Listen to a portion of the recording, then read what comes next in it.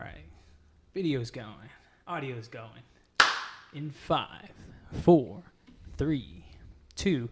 Welcome back, everybody. Welcome back to another episode of the Slice of Life podcast. And ladies and gentlemen, you know the deal. We bring on guests. We slice up their lives. We talk about their perspective of what they do and why I was interested in bringing them on here in the first place. And on the other side of the table, we got Micheal Haverty. Hey, Micheal, do you want to just look at the camera, let everybody see your face? And for those of y'all that can't see his face, that sucks. But, dude, how are you doing, man? How are you doing? Doing pretty good. Pretty good. Awesome, This is helping right here. Dude, cheers, man. Thanks for coming on, really.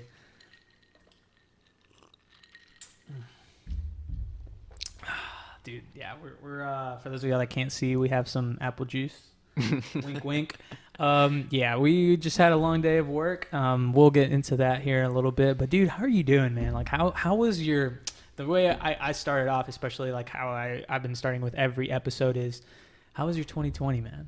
Oh, yeah, it's the best like way because everybody gives me a different spin on it. How was your 2020, dude? I mean, it was kind of like a roller coaster, but like, I don't know, like, it honestly got better towards the end. Right. I mean, right. like, well, the beginning was just weird. Right. Like, because I was living out in Santa Barbara, California. Oh yeah. So, I was there for almost a year. Right. And I was out there dancing for a professional dance company down there. Right. And then I also had another job as well. And I had actually just moved in, it was like early March, I moved apartments because my roommates sucked. Yeah, it was pretty bad. So then I got my own room finally. And then I was literally there for 3 weeks. Right. Until everything shut down completely. Jesus. And they were about to close down like California's borders and stuff. Right. So I was like, okay, like I don't have any jobs right now. I'm living out in California. And Yeah. like, my family just moved to Florida. So Right. I was like, okay, I might as well just move back here now. Yeah. So I talked to the dude in charge of my lease, and he was like super chill about it. See, that's what's cool. Yeah, not a lot of people get that. Yeah, it was also a month to month, which is nice. Oh, okay, he was okay. like, I wanted you to stay at least a month, but like it's fine with everything that's going on. So I like just kind of like packed up my car, drove cross country. And what was the timeline there? That was in May. Or June, March. Or March. Okay, Yes. so March, right whenever everything was about to go hectic. So I think it was the day after St. Patrick's Day is when I drove. Jeez, bro, that's crazy. Yeah. And how have you gone back to visit family or anything, or where's your family from? Oh, well, my family and I are from Chicago originally. Okay, cool. But when I was living out in California, I was on my own, and while I was there, they moved down here to Florida. So I decided instead of going back to Chicago, I just come here. Gotcha. Yeah. Dang. Okay. So, that's so good, I guess. That was like it. the start of like the weird, crazy transition, stuff. yeah. And then as soon as I got here, everything was shut down. Right. I went months without meeting a single new person since I was here, which was like pretty tough. It's tough for anybody, man. Yeah, just job hunting, and like I was trying to get a job in a dance company down here. Yeah. And I got accepted there, but that didn't start for a few months. It didn't start until early September. Right. So, and I still had that gap of summer, so I was like, I don't know what to do. And then I finally got a job, so I was able to meet some new people, so that helped. Right. Started getting a bit better. I met my girlfriend, who I'm with now. Lovely. Yeah. She's amazing. So that was a good kind of like transitioning. Yeah, like, so okay, things are getting a little bit better. Yeah, That's and then good. like things were good for a while, and then right like at the end of 2020, like a few days before 2021, my grandfather passed. Dang. So I was Apologize, man. Nah, it's fine. Yeah. COVID? Or... No. Okay, just he was pretty old. He was like going on to be 92, 93. okay. And I was actually away at my girlfriend's grandparents' house for a few days in North Carolina. Okay. And that's when it happened. So I was like I'm having fun here, but also like this kind of sucks. Yeah. No, dude, I get that. Yeah, so that happened like right at the end of 2020, so that kind of ruined the rest of it for me. Right. But So far, 2021's been pretty decent. It's been decent, man. I can't argue with that. Yeah. I'm a very optimistic person, so I just try to look at the good things in life and stuff. But yeah, usually when I ask people about how 2020 is, man, everybody just gives me this so bizarre answer, like, oh, it's just so depressing, you know. Yeah. And then the other people are like, it's been good, like, and I'm like, all right, let's do it. Yeah, Dude. Yeah, man. No, I understand completely, man. Everybody's had a rough year, especially for anybody that's in the performer and the performing side of reality. Mm-hmm. It's been tough, and that can go for like anybody in movies. That can go for anything from TV shows, the performers and dancing, and any sort of live action sort of thing that like is going on in the world. It's just tough for everybody, you know. Which gets me to the reason why I wanted you here is that you're a dancer, bro. Like you are.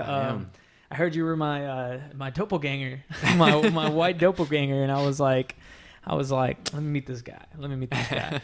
And truth be honest, man, we have a lot in common. I didn't think I was like, all right. Like, yeah, everybody was right. But dude, let's just start off with that. Like, what got you to dance, bro? Like, what was it like that like sparked it? Obviously, this guy's been in like, we'll get into like what you've done, like every other projects and stuff like that. But like, what got you to dance, man? So, honestly, well, I grew up from when I was 3 to when I was about 13. I did gymnastics competitively. Gotcha. And I took that very seriously until towards the end. I was like, kind of getting to that age where I was in high school. I was like, I need to think about what I'm gonna do. Right. Like professionally, right? So I know what to go to college for. And I was like, I could go to college for gymnastics, but I'm not good enough for the Olympics. Gotcha. And I don't really want to coach, so I was like, what am I gonna do here? So I was kind of on the fence about it. And while I was contemplating that, my sister, she's been dancing since she was 2. She's a little bit older than me, and for years, they tried to get me in to do like one of their Nutcracker performances. That's cool. And I always said no because I had that thought that like, oh, that's weird. Like I'm a guy. Like I'd be in a ballet. Like I don't think people at school would really appreciate. Yeah, around our age group, I can completely understand. Because I was that. in like middle school going into high school, and I was like, this is kind of like the worst time for something like that. If people did think weird about that, so. I eventually, like when I was at that point, I didn't know what to do. I was just like, oh, screw it. Like I'll try a performance, see how it goes. And in order to prepare for it, I took a few classes where she was dancing, and I was like, oh wow, like this is actually like pretty cool. It's not what I thought it was at all. Right. It's very athletic, and me being a gymnast for 10 years before that, definitely helped with the transition. Right. It wasn't as hard for me to do what they were asking me to do. So I was like, okay, this is kind of fun. Like I'll take some classes here and there. Right. So I started doing that, and like I honestly didn't even know that was like a career option. I was just doing it for fun because I liked it at the time. And then after about a year and a half, the director of the school was like, hey, like you're like 15 now, like you just started, so you've got a lot of catching up to do if you want to do this professionally. And I was like, oh, at 15 he said that. She crazy. said that. Oh, yeah. she said that. Yeah. So I was like, oh wow, like I didn't even think I could do this, but maybe I should, because like this is like something that like I could actually do. And I've realized that like me being a male dancer is very sought after. So I was like, for not just colleges, but for like jobs, like I could actually get paid to dance in a professional like ballet company, which I didn't think was a thing at the time. So I was like, okay, I'll start working my ass off. After about a year and a half, I was like, I hit kind of a plateau at that studio. They didn't have like the right classes I needed to like excel further. So because like with male dancers, like there's it's kind of complicated. Like girls do point, like they're on point and they dance and stuff. Guys don't do that. We have our own sort of little section of dance. Right. And we call it men's classes usually, which just teaches you how to do all the like really crazy jumps and tricks and turns.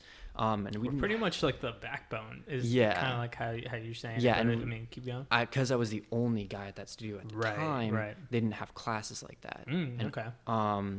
So I wanted to go somewhere that had training that that kind of training weekly that I could like use to get better before I went away to school.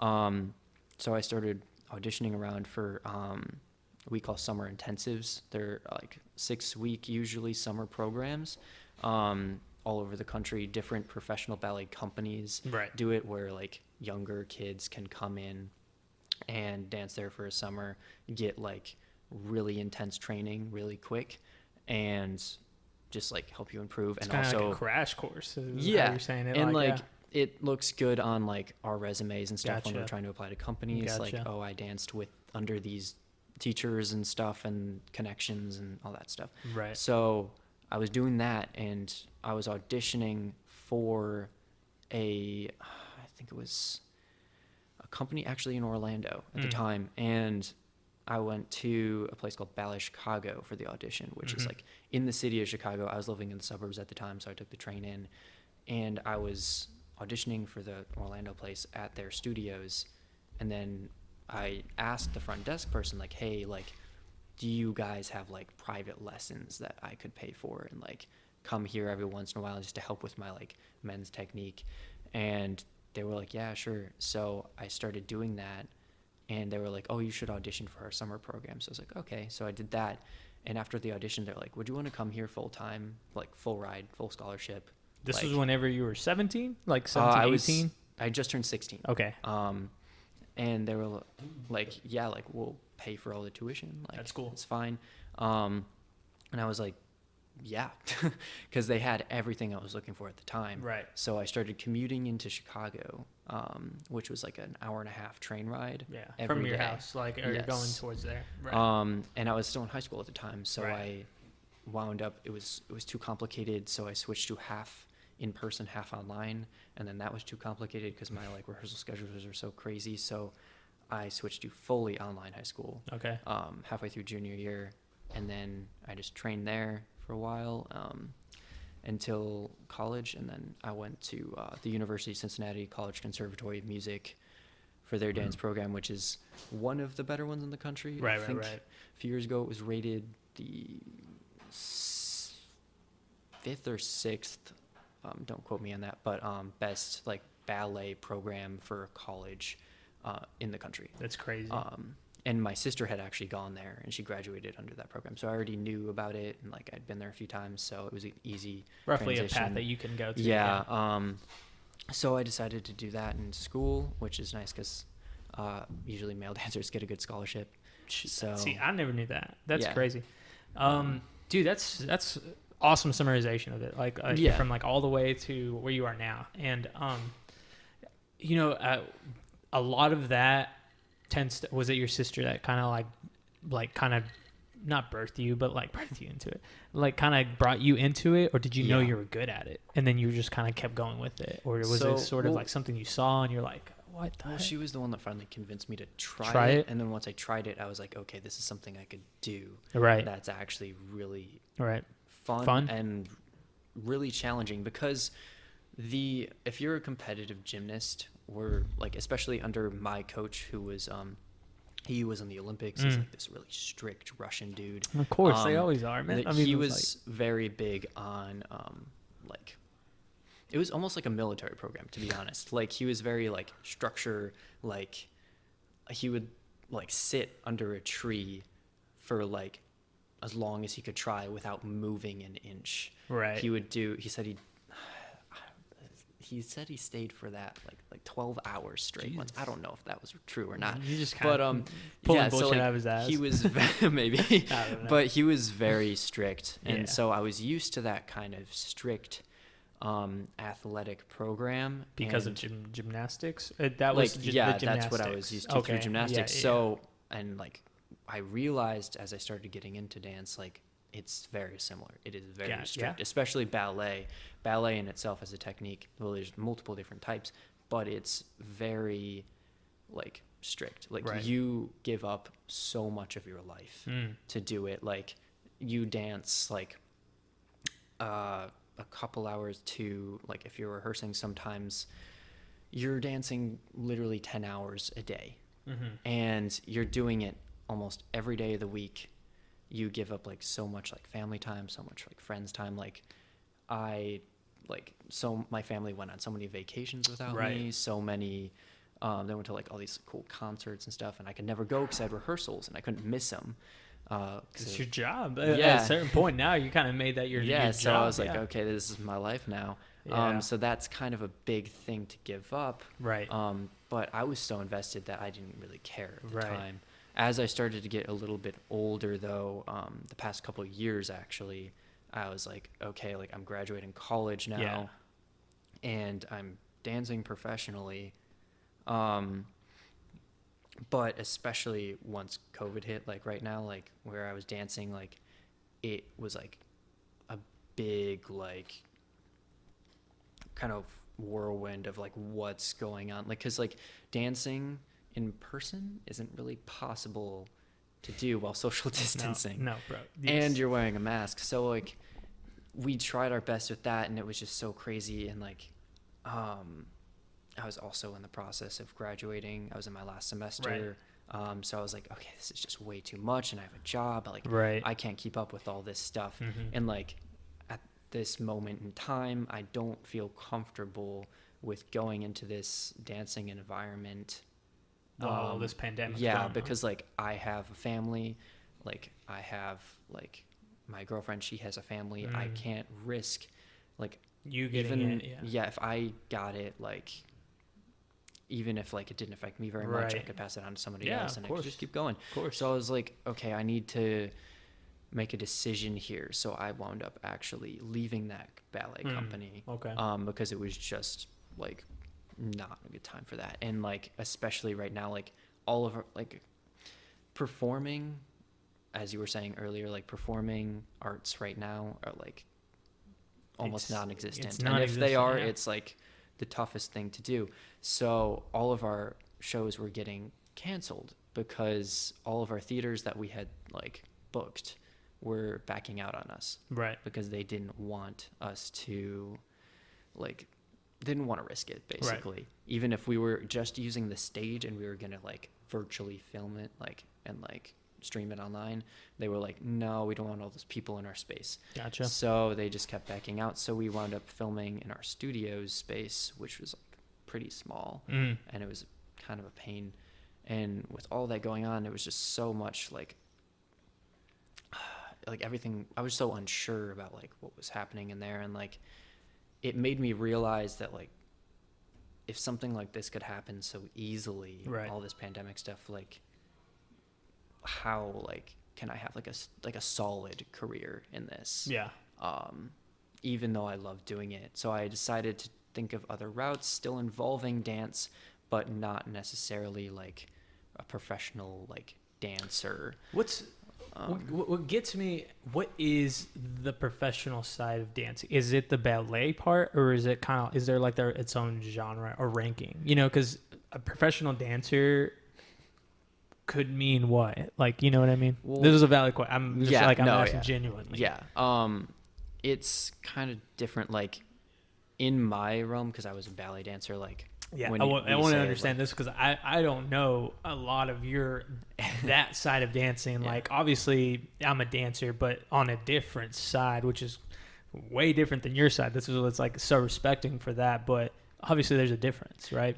Like, so professional dancer, you could just say for anything, like you could do ballet, you could do jazz, musical theater, ballroom, like you could just be like a salsa dancer, like it could be anything.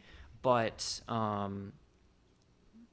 it's harder with like, I say professional dancer because like if you're a girl in the ballet world, people will say like, oh, you're a professional ballerina. There's no real term for male dancers. So it's like in the ballet program. So like some there's like an unofficial term, which is ballerino, which is what some people say. Let's put some Spanish in there. But so like there's that, and then like some people like will like do he's a ballerina, and like, but when they say that, even if they're not being like sarcastic and being an asshole, like it sounds like it anyways. So it's like, okay, so I usually just say male dancer, or there's the French term danseur. If you say male danseur, like that's male like a little more official. Male danseur. But so like the name of that is a little weird, so I just say male dancer for me personally. No, dude, I respect that. We really do. For one, I don't meet a lot of people like in your world. Obviously, I saw some of your work, like what you showed me, like, or what you would do. Yeah. And I'm like, Jesus, like I see that, like, because I know that perspective of dancing. I'm like, that is respectable, and in so many ways that I can't even do that. Like, I look at it and I'm like, Jesus Christ, man. But I know, like maybe it's just the small-minded people, or just the people that don't look at it just because it's not in their normal. Like, it's not a normal thing, and social norm that a lot of guys know how to dance or are able to dance like you do. And professionally too, like obviously we're going to get into like what you did, because you said you did a couple of Hallmark movies or something like that. Yeah, I did one Hallmark movie. Yeah, okay. So, and obviously, yes, like there is a market for that. And there is, for any dancer out there, there's now like the more and more people are dancing, obviously, because TikTok and stuff like that. Yeah. And we'll get to that here in a little bit. But more and more people are coming out as they want to be dancers. And what was so cool is that you took this route, and you took this route because this is what intrigued you from your gymnastics route, and just easy transition. Because if I would look at it from that point of view, I would look at it from like, because I know a lot of Hispanic dancing, I would like to do like the folk side of that type of dancing, and obviously it would be an easy transition for me. So that's the way I would look at it. And you can ask me questions too, man. Like that's one thing. But that's where I want to get to this next point. And it was kind of like the same question, the distinguishing of dancers. Mm-hmm. Now that it's socially like accepted and stuff like that, where do you think it's like, where can you see a good dancer from a bad dancer? Like, what do you think can distinguish that? Well, I wouldn't say there's... You can be an asshole, man. Like, you can cut. I'll tell you my perspective. Yeah, like, I try not to say, a good dancer and a bad dancer, but it's kind of hard, especially being a ballet dancer, because the technique is so specific. This is why I don't know if your perspective is different. Yeah, like, ballet dancers, like, can be sometimes a little, like, trying to think of the word, like, they think Stuck that up? they're I was about to say, like, listen, they think they know it like, all, because because we spend so much time and it's so strict, like once you start excelling in it, you're like, oh yeah, like I got this, this is great. And some people don't care to hide that, and they're like, okay, so like, ooh, that person's bad, like, ooh, like they start judging everything they see. And that's another thing, like, that's not the best thing that I wish wasn't really happening in the ballet world, is like there's so much, like, everybody just like sizes each other up, and they're like, because like it's so competitive. It is, like, bro. You kind of have to, but also like it sucks because like you're like, okay, like I'm literally like watching this person just to see their flaws, literally, so I can like be better than them. You say, like, I can do this better than you, sort of. Yeah, and it's like, because like there's like auditions like crazy wherever you are. Like, even if you have a job in a professional company, like, you never know. They might just be like, oh, we found this person this year auditioning, we like them better, sorry, we can't offer you another contract next year. So it's like you have to prove your worth.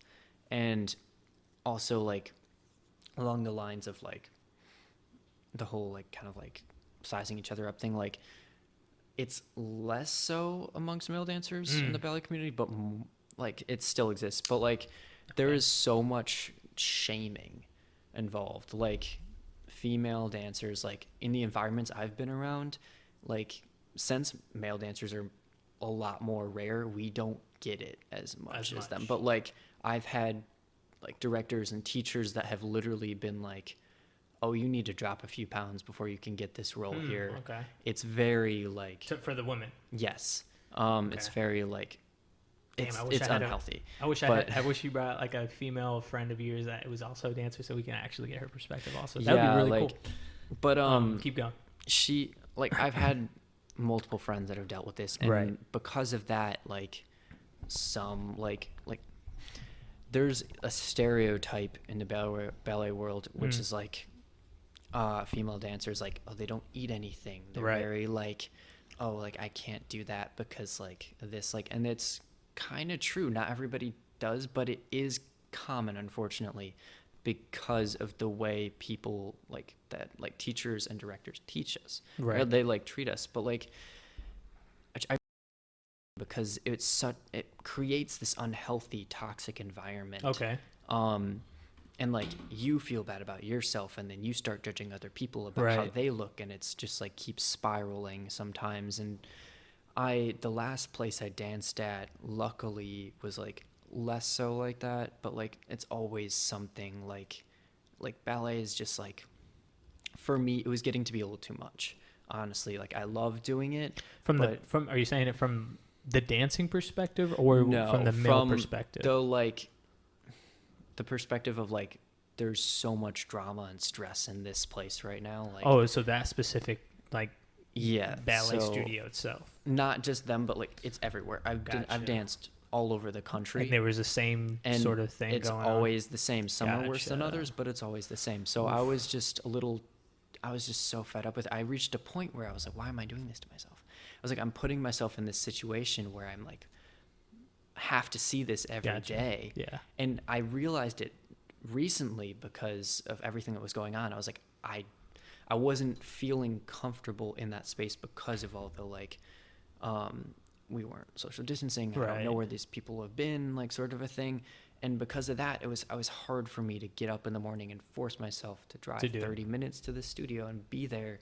And because of that, I was like, okay, like why am I doing this to myself from that? And then I was like, oh wait, also this is bothering me and this is bothering me. And I realized all the things that like I didn't have to like put myself through, basically. So I was like, I love dance and I still want to do it, but like maybe this specific thing, like being a professional ballet dancer, I don't need to do, especially with the whole like, it's really hard to make money doing it right now. So I was like, what if I just start doing something else? So I thought about, there's a possibility I might go into like physical therapy stuff for dancers. Which is something I would love to do. Yeah, for a like a job and stuff like that. Yeah, because since I was a kid, I've loved like the medical field, and like I really wanted to do something in that realm, but I didn't want to go through all the schooling and pay for all that.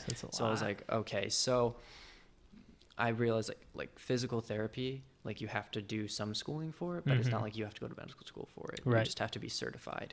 And you have to like take some classes, but it's something I would be willing to do. So that's that. And I'm starting to, I haven't started like a business for it yet, but I've had some friends ask me to help them choreograph their wedding dances. That's awesome. Because I'm so well versed in like other things, not like I am a ballet dancer, but I've spent so many years doing other genres of dance, whether it's like ballroom or like Spanish dancing or like Russian dancing, like anything. I've tried as much as I could in the environments I could be in. So like with all that knowledge, like I'm not an expert in those at all, but I love doing them, and I have a decent amount of knowledge for like the basics. So, and I have a lot of choreographic knowledge. Like in school, we had multiple classes where like it's literally all about choreographing. So I've had a few friends recently reach out to me and being like, hey, can you help me choreograph this? Or could you at least help me, like... At least have a foundation. Yeah, like, even if they didn't want to do a choreographed dance, some of them were like, hey, can you help my fiance not step on my feet when I try, like, teach us how to waltz and, like, do things a little bit, like, just to get an idea of it. So, like, that... like, I realized, okay, this is cool. I love teaching people different genres of dance. So, like, I always thought about maybe opening up my own ballet studio, but then I was like, okay, what if there's more to it? What if it's not just strictly ballet? What if I open up a studio space for just anything? And with that, people can come to me, and whether it's for, like, their weddings or, like, a special event or, like, a party or something they want to learn something specific for, like, why not, like, teach them. Have you been to just a hip-hop studio here, or no, or bachata or anything like a swing? No, maybe. Yeah, not yet. Okay.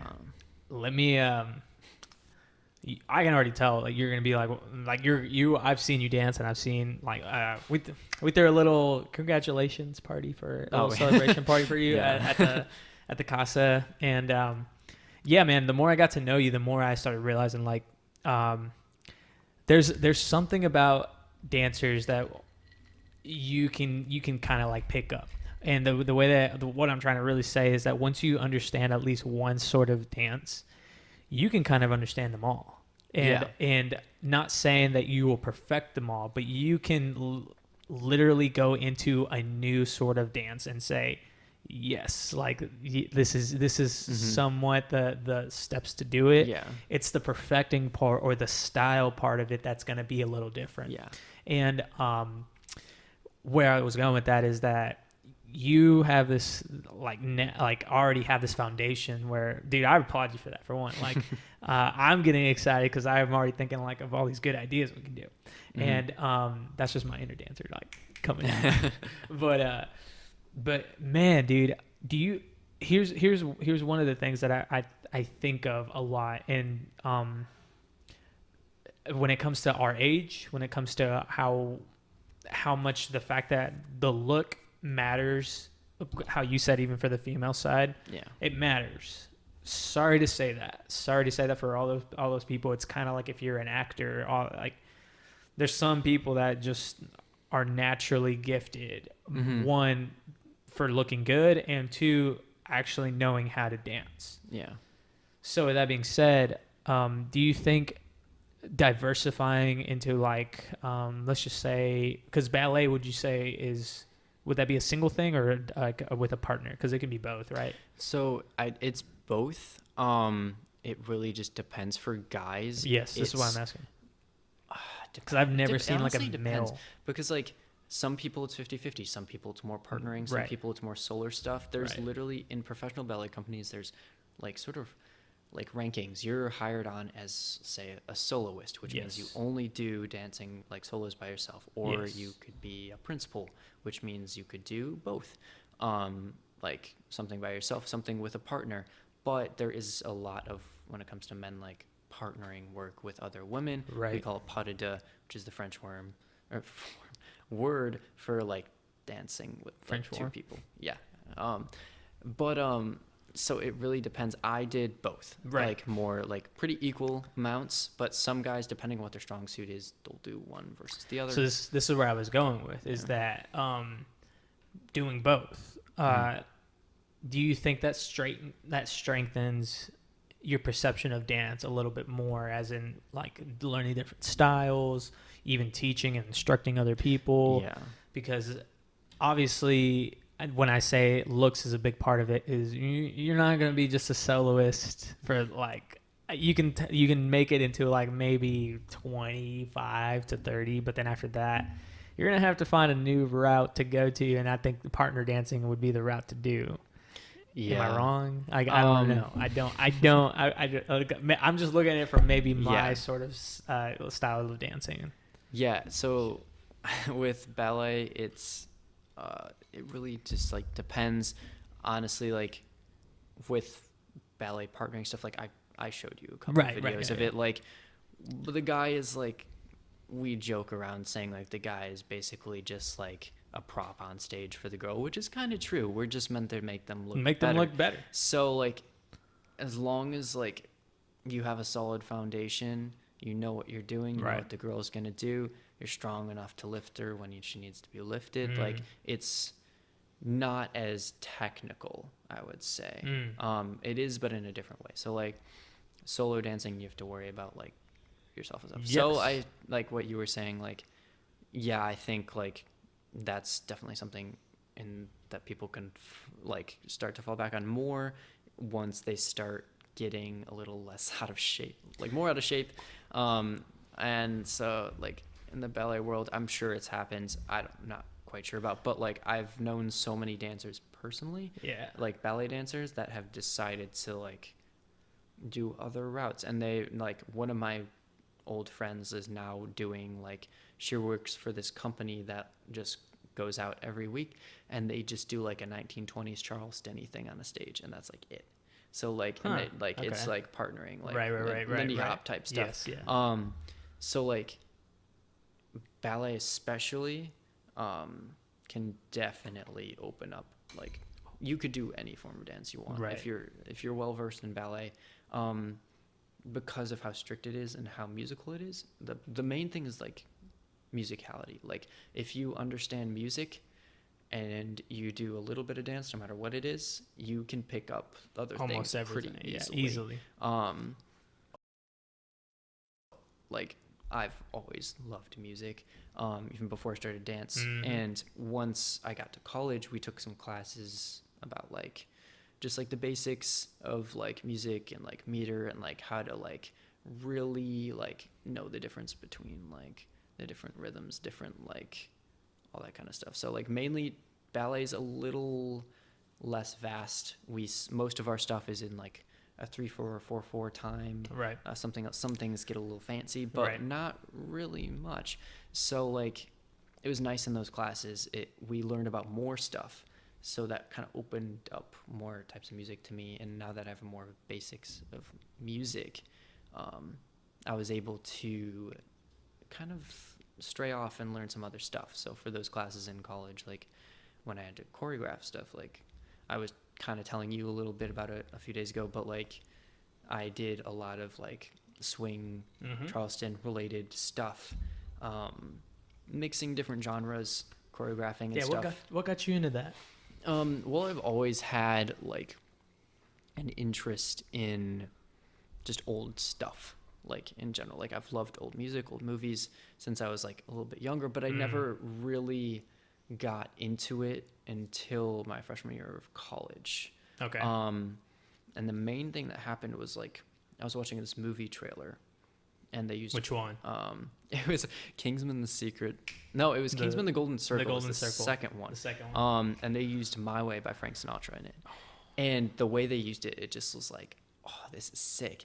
So I like started listening to more Frank Sinatra. I had heard some songs from him in the past, but it was mainly Christmas stuff. So I was like, but I never really took the time to look into him. To Sinatra itself. So I started going into like that rabbit hole of just like his music, which leaded me to like some other stuff, which leaded me to like older movies, because he was also an actor, and like I fell in love with like all of his stuff. So I started watching his movies, and then I got more into other older movies, with like Fred Astaire and stuff, and that kind of dancing, which leaded me to swing. And it was like this whole spiral, and I was like, okay, like this is my life now. I love this. Yeah, dude. I can respect that too. Yeah, and so that's when I started to do like choreographing different things like that. And then like especially like when it was gonna be 2020. Yes. Like in 2019, I was like 2020. The roaring 20s, man. Like like people need to bring all this stuff back. It's gonna be so fun. And then that inspired. I can tell like your look, the look that you're trying to portray now is in like I don't know. There's a certain style that goes with that, to be honest. And I think it's a sophisticated gentleman type of ish. Yeah, I like picked up on more of that kind of stuff like in high school, like sophomore year of high school. I decided to dress a little more nice. Anytime I dressed a little bit more nice, it felt better. like I felt more confident, and I was always pretty introverted. So like that like helped me open up, and like, Of course. and like I thought like when I was younger, like, oh, dressing up a little bit would be Right. weird. Like in school, like I'd be the only one looking nice. And that would be weird. But actually, like, it's really not. Like, I got so many compliments. It was crazy. And other people in my school started dressing like me. Yes, So, dude, I yeah. I was the greaser one. I was I Ah. hit that stage first, man. Nice. I was I mean, you can tell like I Roll up roll up sleeves, the yeah. sleeves. Yeah. I had more of the slick back hair a little bit. The fact that I can do like a curly pompadour, it kind of like made it a little bit Yeah. more. And it was the 60s that got me into it first. And then the 50s, and I kept going down. Yeah. Like I went to Elvis, and then after that, I went to a lot of the 40s, that the style, the high rise trousers, everything Yeah. from that point. I was like, Yeah, what it's- happened to it's a this spiral? You just keep going You keep down, going and down, man. It's addicting. How important do you think style is for men? I think it's I feel like essential. you think it's honestly. essential? Like, I mean, a You lot can be of honest. guys, You can be blunt as hell. You can cuss. a Just lot let of you know. people I know, especially in our age range, Right. just don't even think about it. But What do you it's- mean? It's Be as specific as you can, man. like the thing that bothers me the most is wearing Finally, something that bothers you. Get to that shit. like sweatpants and like basketball shorts and a t-shirt. It looks like you're wearing pajamas. Like that's what I wear to bed.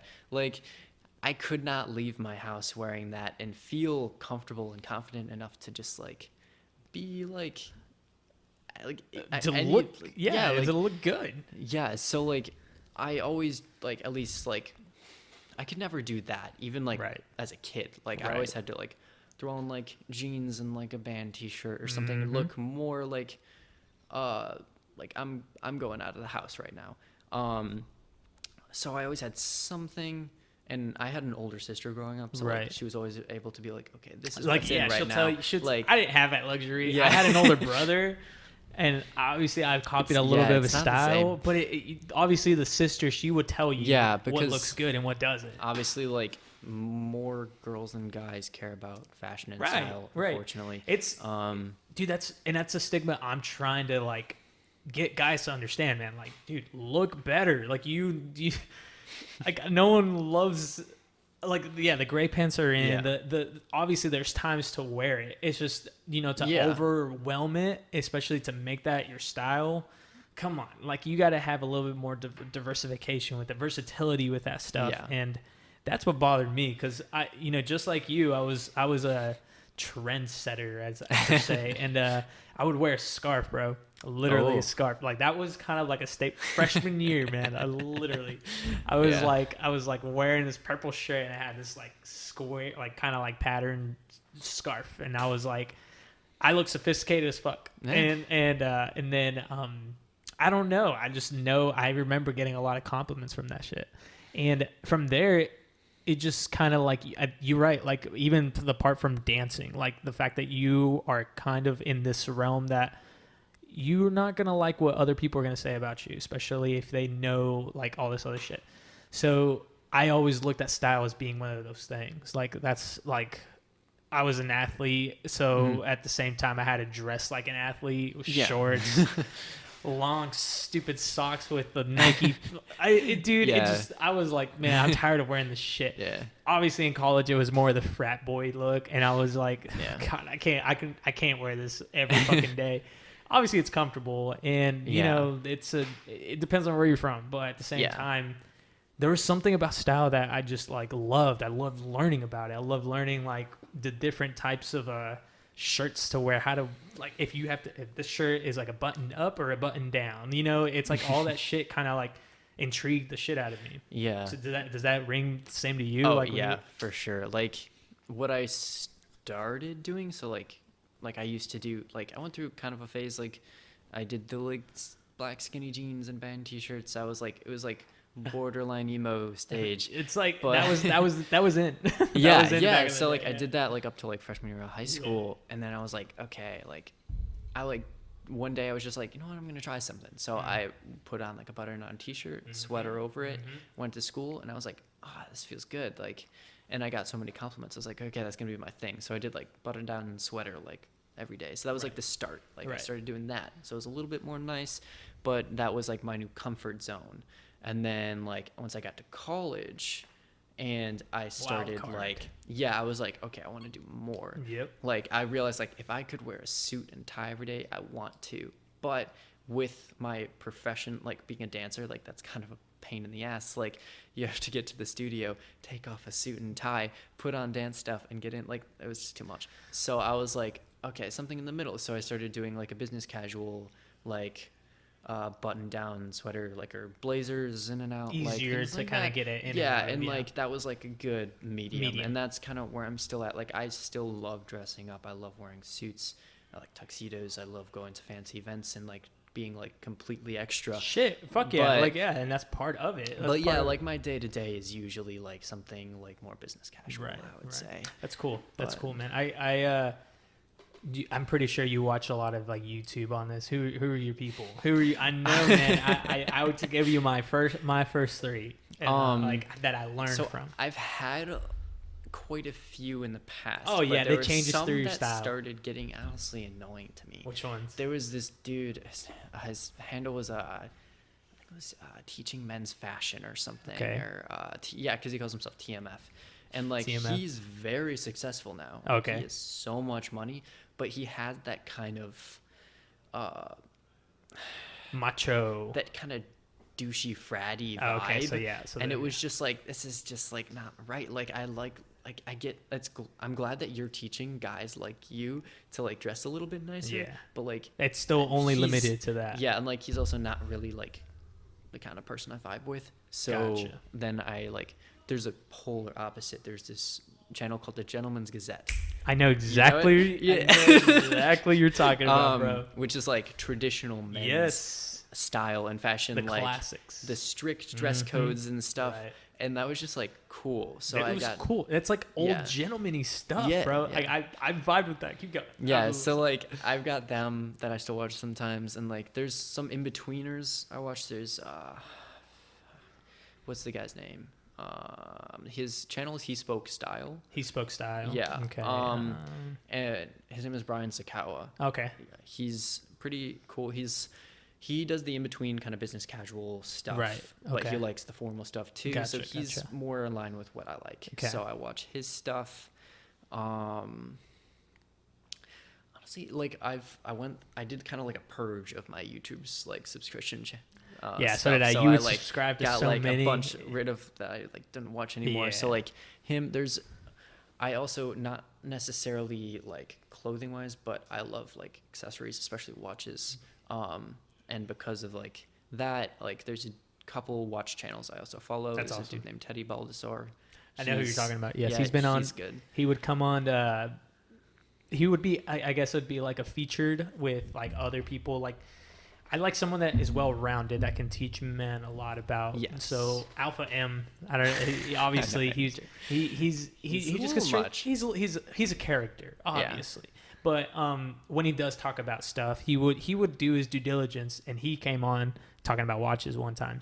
And the point of accessorizing is it's not really known for the guys, like for men to kind of like accessorize, wear the pinky ring that you're wearing, a necklace, like the nice sort of watches and everything. And it's really cool to kind of like get that perspective. Obviously. Yeah.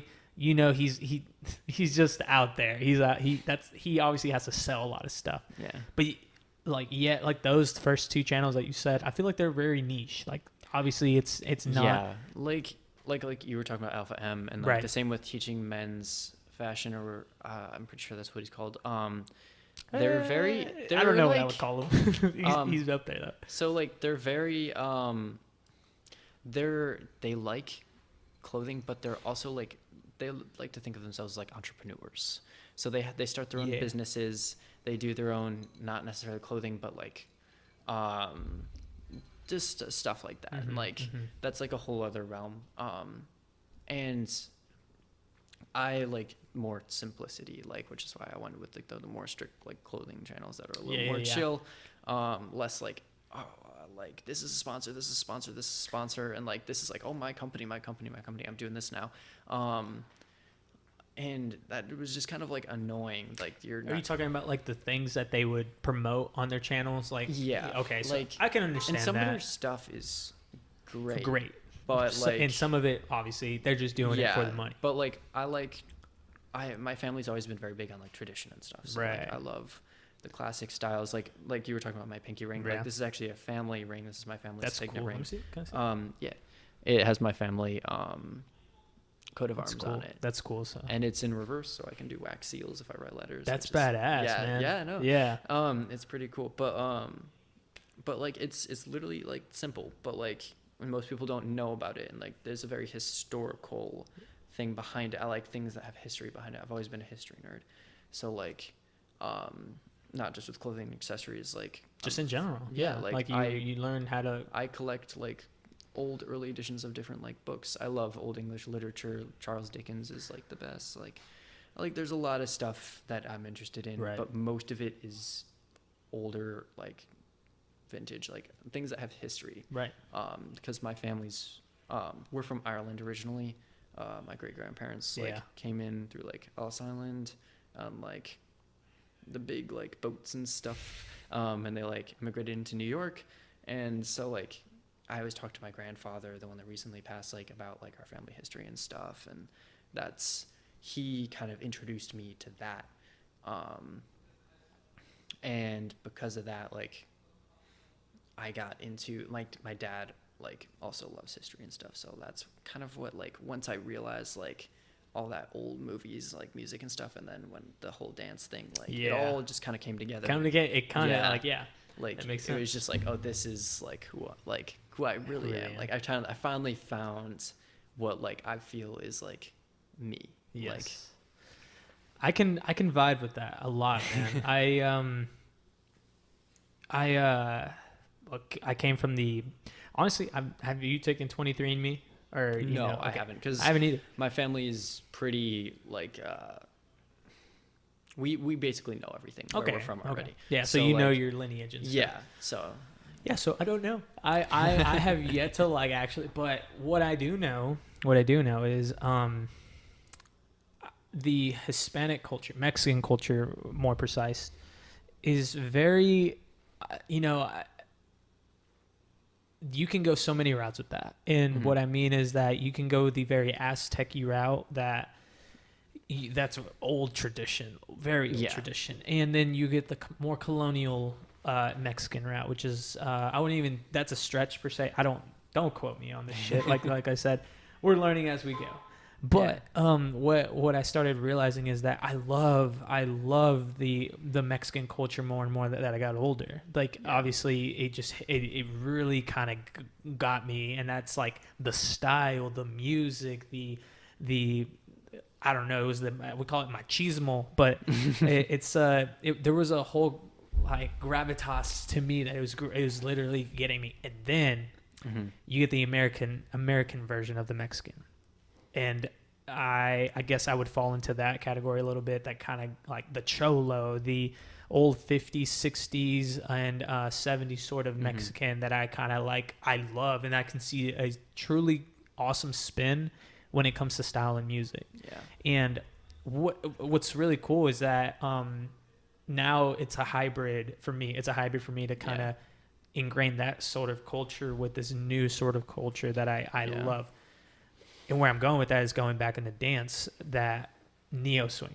Yeah. We talked about it a little bit. Actually, 1 second. All right, what's up? Can we take a quick pause? Dude, yeah. If you're going to go to the restroom or something, what's up? Yeah.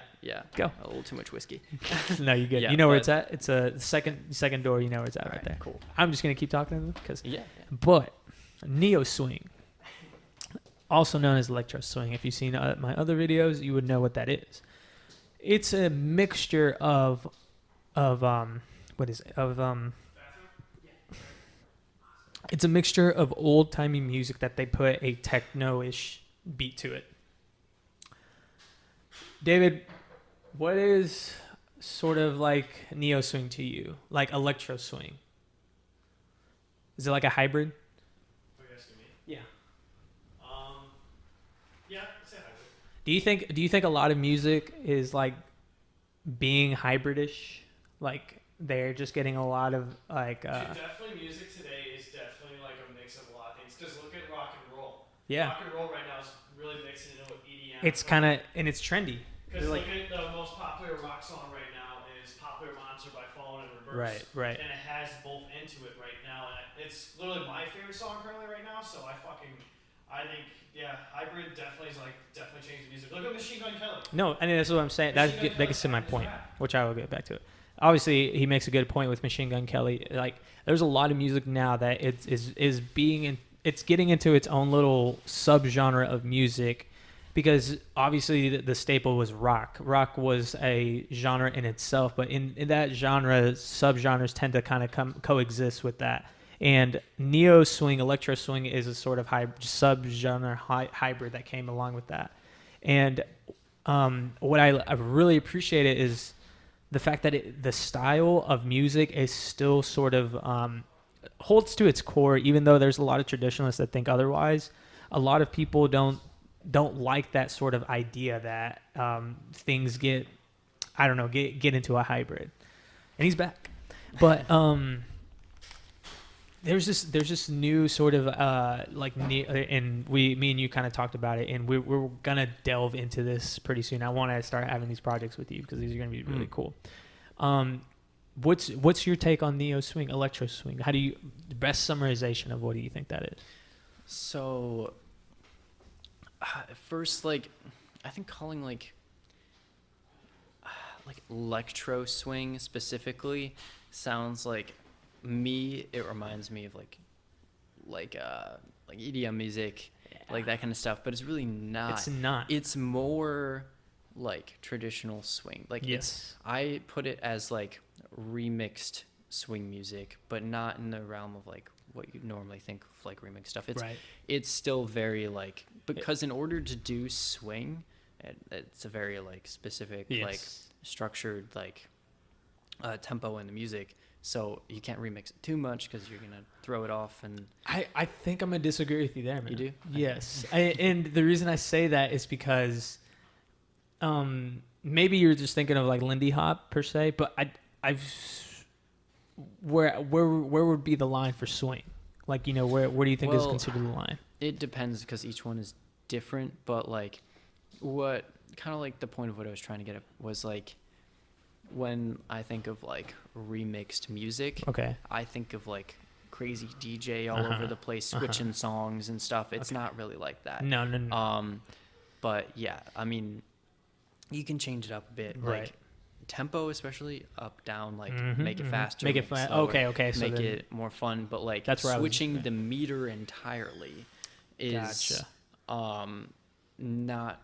If you wanted to switch to a different form of swing, yes, you could do that. Yes. But if it's just like one song for like one sort of thing, like that would be a little too much. Mm-hmm. So like I think that's what I like, because like the stuff that I've seen and done so far with like neo swing and stuff is it's not super crazy. It's like a fun, more modern version of like the original old timey music, which I like a lot. Yes. So. What here's my little take on what I think is going to end up happening. Maybe I'm going to be like speculating, foreshadowing, whatever you want to call it. Here's where I'm at right now is because you're a big history buff also. History tends to repeat itself. And if you kind of look at the history of like when the Roaring '20s sort of came about, there was a different pandemic that was going on around that time, which was the Spanish flu, I'm assuming. And right after that boom, big boom, big boom of like, what would you say, swing and just what you would depict as Great Gatsby-ish looking sort of iconic scenes and, style and all that stuff came about. That's how I see swing coming in. Like that's how I see neo swing coming in. And I agree. I think it's not necessarily going to be like to the extent that I want it to be. What do you mean? Like I wish like that was like Case. swing was like the norm. Like Okay. like it was more like you go to a party with friends and people are doing that. Right. Instead of just like grinding and all that kind Don't of get stuff. me wrong. I like my grinding stuff. Like, I'm a big proponent of the reggaeton and all the classics to all the grinding stuff. But Yeah. where you're trying to get at? But I do think like especially nowadays like right. with all the like kind of hipstery stuff, Yeah. people are enjoying older stuff more. So Why is that? I have a thing, but You have a theory? I have a theory. Okay. I haven't really thought too much about it, but Well, I'm making like, you think too much. I've about it. always been interested in it, so it's not like something new. not to me. us. Yeah. Yeah, but I don't know. I think like people are just kind of tired of like the way things are now, and like the way people know basically how things are going ish, like especially mean? like technology wise. Oh, see, that's where I was gonna go. Yeah, so like everybody knows like, oh, like we're aiming for this, we're aiming Right. for this. Right. But like that's great and all, but like There's no human charm to it. yes, there was so much more simplicity Yep. to things back then. Back then. So I think people are kind of craving that a little bit Right. more. The more things are getting Right. less impersonal. Right. So that's probably what my theory would be. But One of the biggest things. I like that theory. I Mhm. think we have a sort of similar theory.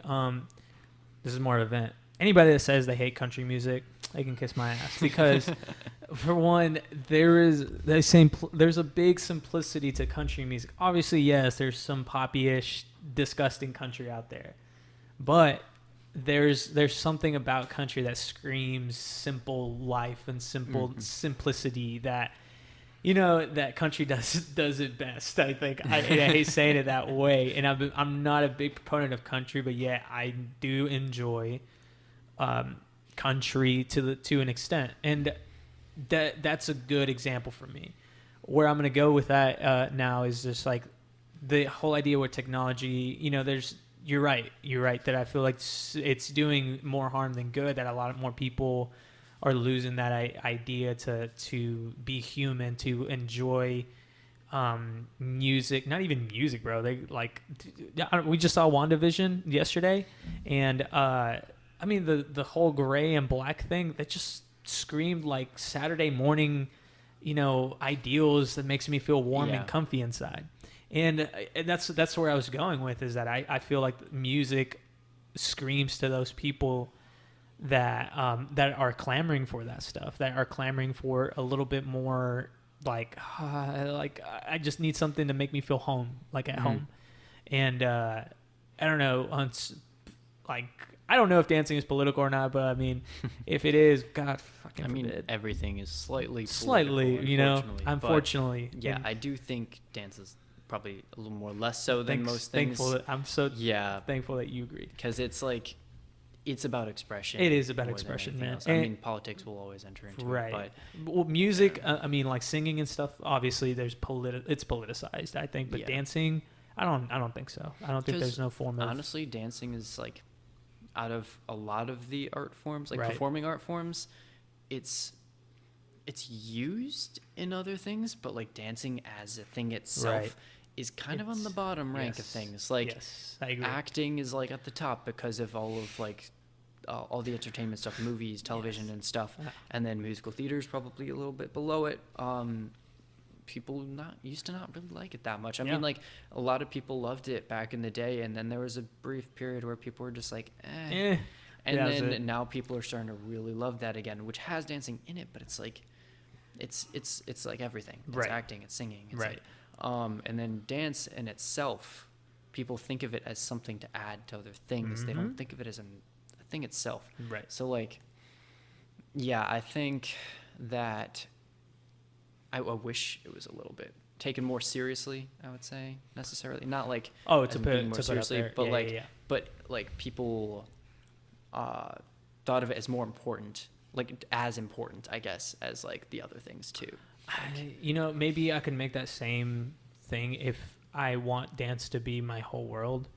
And I mean, the thing is, the reason I got into dance is one, the ladies. Like the fact that I can wow the ladies into it, like it just makes me stand out from the rest. But another reason is just like it's something that I can teach, and I feel so really good at teaching it. Yeah. And I don't know, man. I just think I love the fact that it's more enjoyable than less serious. Yeah. Obviously there is a serious part of it, and I obviously respect that, and I still do some serious things into it. But that's the reason why I'm like, oh my God, I can enjoy this and let everybody else know that I enjoy it, because once you look, I don't know, it's a confidence thing, but like once people see that you're enjoying it, it makes them love it more. Yeah. You know what I mean? Yeah, I agree. And so from that point, like I just want people to know, like if you are going into dance, going into sort of keep at it, keep going into that world, because this dude I think is a successful guy. Like he's getting into that realm of I don't know, stardom, but I don't know, maybe I'm just being a little optimistic to everybody out there, but like that's the thing. I feel like you're putting a staple for a lot of guys out there that definitely should be doing it. Definitely should be. Yeah, that was like as I was talking about earlier, like that was the main thing keeping me from trying it, was like that stigma of like it not being the norm for men to do that. And once I realized that it doesn't actually really matter, like just do what you want to do, it just made it that much better. And people didn't judge me for it, especially nowadays. Honestly, they look at so you much more confident. Yeah, like they're like, wow, you spend that much of your time doing what you love. That's great. Right. Like that's what people see over, oh, you're doing ballet. Like they're like, wow, like you're invested. Like that's really cool. And like, you know what you're going to do with your life, sort of a thing. Like people appreciate that. Right. But yeah. And that's kind of like where I was headed towards, and it's kind of like I love like this channel is kind of, I would say, a confidence booster for people, or I would want them to look at it and say, what can they get out of it? And for you per se, like if you had to give some advice to somebody, maybe like to some struggling dancer out there, for what would you say to kind of like give them that little boost of ego? I don't know, dance, whatever.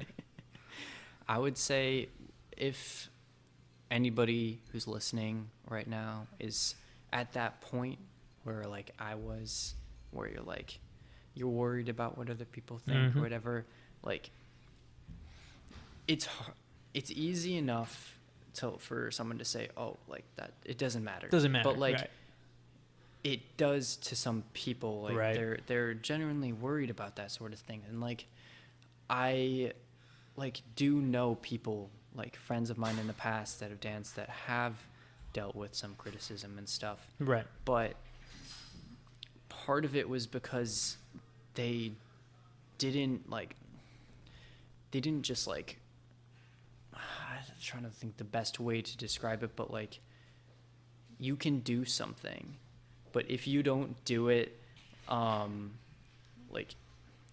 like how I was saying earlier, like people respect like you, like how I was like, wow, like you're spending so much of your life. Like I made it me. Like I let what I wanted to do come out. Like some people are like, oh, like, yeah, I kind of do this a little bit. And then some people will be like, oh, okay. But like, I was like, yes, I do this. I love doing this. Like I wasn't afraid to share that. And I think people being afraid of sharing it and not just being like completely like, like I frowned upon like, it, or like, it makes people less, they don't take it as seriously. But because I was able to feel like I basically just said like, screw it. It made me feel so much better, and it made other people respect me so much more. And if like, I know that it's like scary for some people, like you are worried about like criticism and stuff, but just try it. Like you don't have to just be like, hey everybody, I do this, but like in like a small section of your friends or a small section of like your school or whatever you do, just be like, this is who I am.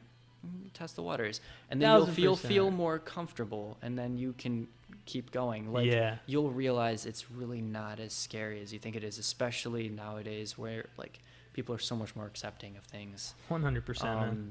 But yeah, like that was like the biggest thing. For the first couple of years I danced, I hid it. I didn't like share anything about it on social media. I didn't tell anybody except for like my family and stuff. We're about to change all that. I hope you know that.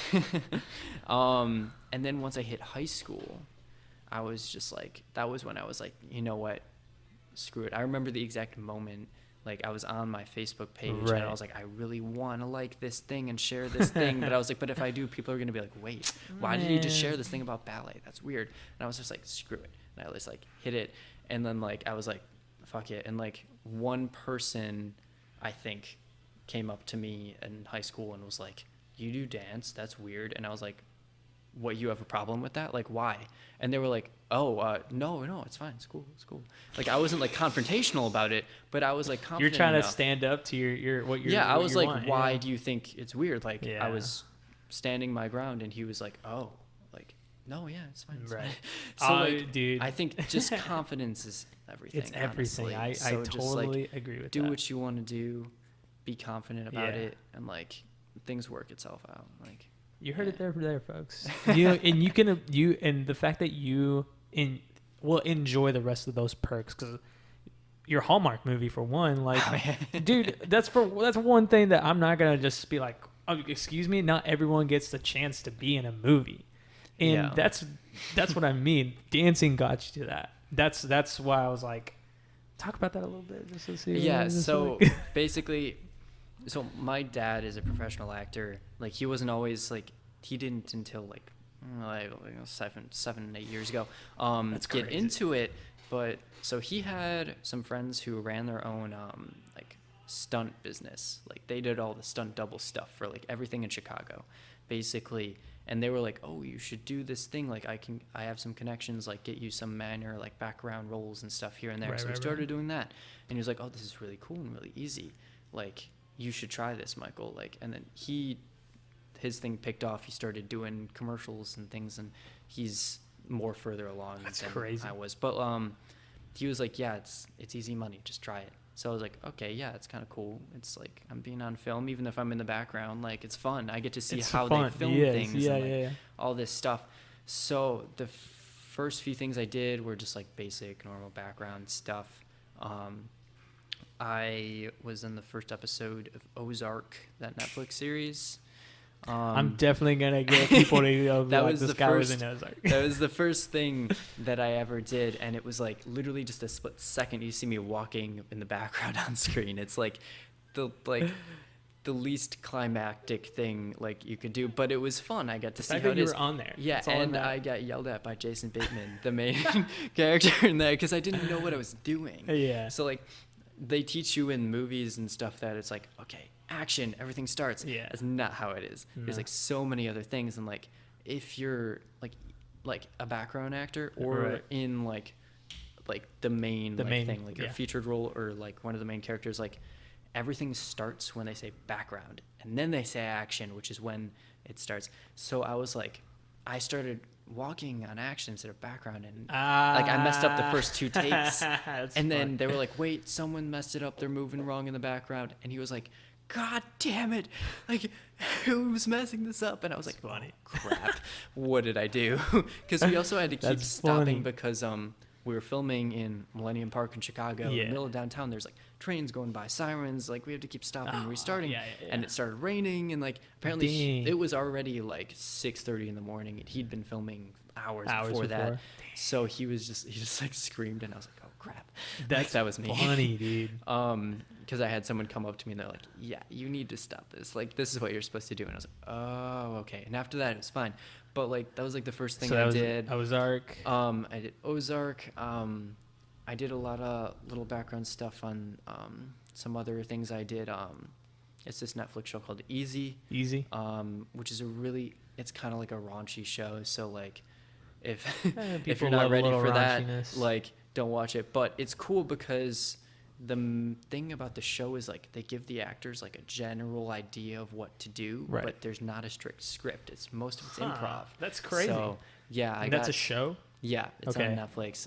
I was in an episode of that, and then there's all the Chicago shows: Chicago Fire, Chicago Med, Chicago Yeah. PD, Okay. stuff like that. I did a bunch of background stuff in that, and then I started to get a little more well known in the casting companies. So they started moving me up to like minor like featured roles, they say. So like I played a dead body on Chicago PD, which Okay. was fun. They unfortunately cut me out of the shot. They zoomed in a little too much, and that. But I got to lie on like a morgue slab, which is cold, and we're wearing like basically nothing, and you can't breathe or move. And the whole scene was like a good 3 minutes, and I was, oh my god, how am I gonna do That's this? Like that was the funny. hardest role I've had, and I was playing a dead person. Dude, that's so like, funny. yeah, I did that, and then I played like this person who OD'd on. It was also Chicago PD, but it was in like it was a collab with Chicago Med. It was in the hospital. They were wheeling me in on a gurney. I'd OD'd on, I think it was Oxy or something. Whatever it was, opioids. I don't know. Whatever It was something, and so they were like giving me like chest compressions and like they had the little like respirator thing where they're pumping the oxygen into my on my mask.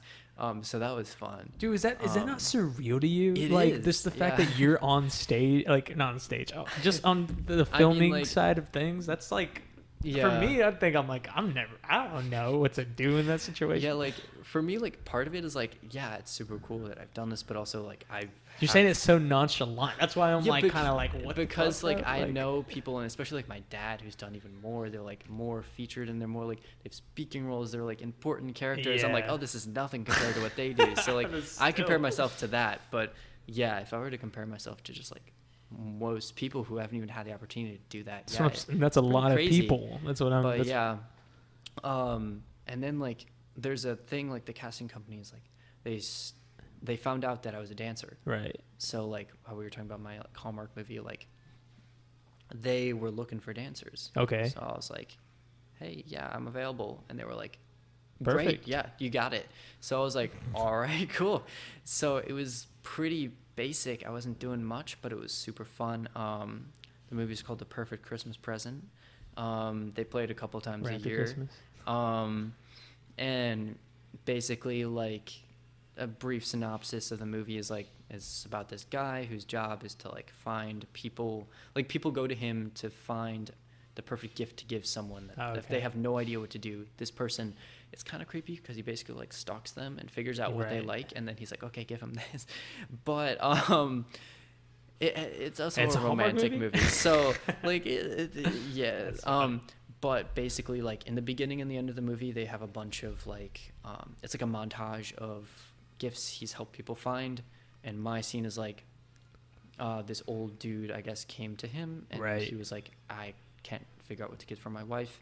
And so he figures out like that she was given this music box Okay. by her mother on their wedding day, and it's super important to them. So he like reserves a theater and like has me and this one other girl like reenact the music box dancing on a stage, and it's just the two of the like the older man and his wife in the audience Mhm. watching it. And it was just super fun. Like I got to be on stage. There's all this like fake snow flying around me, and because it was an older music box, it's from like the 1920s, I believe. I got to dress up in like the whole like tuxedo tailcoat and stuff. They Badass. They were gonna give me a top hat, but it was like just too much. You're already too tall. yeah. So yeah, we just basically did some like basic dancing on the stage, and that was like about it. But it was super fun. The director was the nicest guy ever. Yeah. He was like taking pictures of us from the monitors when they Yeah. were filming, and he like sent them to us, and he's like, yeah, you can post it, just don't say what it's called yet. Like it's great, and like it was super cool. And I'm still in touch with like the girl I did it with, and That's so cool, man. yeah, it was like literally like I didn't say any words, but it was super fun, and like you can see me in like the beginning and the end of the movie. So I'm like, yeah, I'm in a Hallmark movie, but like, yeah, You're gonna take that to your grave if you don't do anything else. But it'll be on my tombstone. That was an Hallmark movie. Micheal Haverty in a Hallmark movie. That's it. No, man, that's so cool. well, we hit almost the hour and 20-minute mark, and it's Okay. dude, it's crazy. It's crazy how much we talk. But dude, it's just bizarre to me that you're a multi-talented guy. You know, it's not out of question that like these things come rarely to especially guys that can do all of those things. Mm-hmm. At the end of the day, I applaud you for that. I applaud for anything that you're doing, especially you know, you got another fan over there and watching those little Hallmark movies that you're gonna be. But dude, no man. Anything else that I'm forgetting, because I feel like I've hit almost everything. And you know what? We're just gonna end it here because pretty soon we're gonna end up doing more projects, and I feel like we'll give them a little taste of like other things. But Yeah. it's good. I'm so happy you came on, man. Thank Yeah, you it for was coming great. on, dude. Yeah, thank you for And- having me. dude. Yeah, for sure, man, for sure.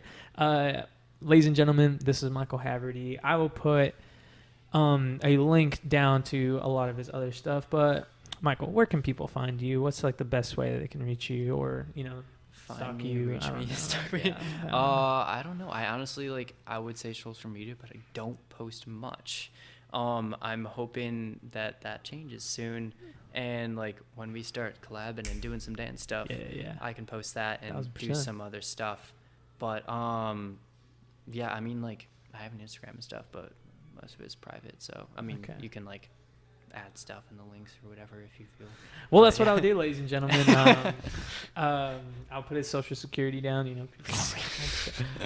But like I said, folks, hit that like button, subscribe. You know where to find this channel. I have it on every sort of platform where podcasts are going to be. This is going to be on YouTube. It's Johnny Juarez. I slowly will be changing all of that, especially when it comes to the domain name and everything like that. Just be on the lookout for that, guys. The Slice of Life podcast, ladies and gentlemen. Thank you for tuning in for another episode. Like I said, this is Micheal Haverty. I'm going to put down all of his information down below. We'll see you later. See ya. Later.